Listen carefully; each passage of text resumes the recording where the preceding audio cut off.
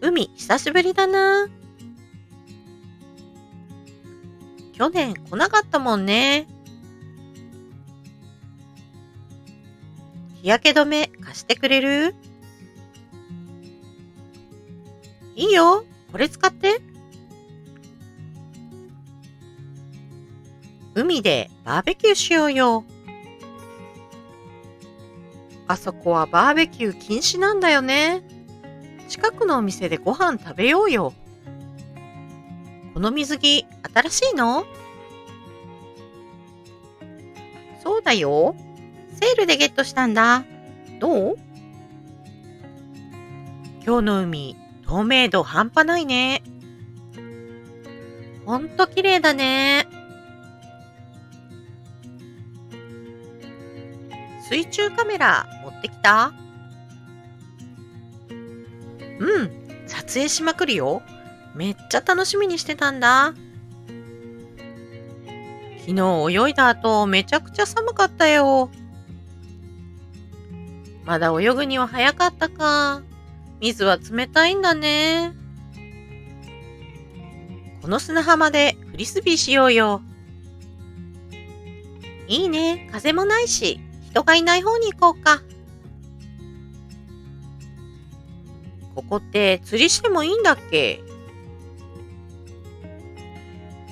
ダメだった気がする。サンゴって拾っても大丈夫？拾っちゃダメかもね。看板に書いてあった気がする。明日の朝、砂浜で軽くジョギングしない？いいね。朝の涼しい時間なら走れそう。水がめちゃくちゃ冷たくない？最初はね、慣れると気持ちいいよ。ここのアイスクリーム、美味しいらしいよ。じゃあ、泳いだ後で食べよう。ビーチパラソル借りてくるね。ありがとう。後で割り勘しよう。今日は風が強いね。パラソル大丈夫かな？しっかり固定しとこう。飛ばされちゃったら大変だから。波の音めっちゃ癒される。ほんとこれ聞いてるだけで仕事のストレスが消えていくよね。日焼けで真っ赤だね。大丈夫？ちょっと日焼けしすぎたかも。帰ってから冷やさなきゃ。海からの風、最高だね。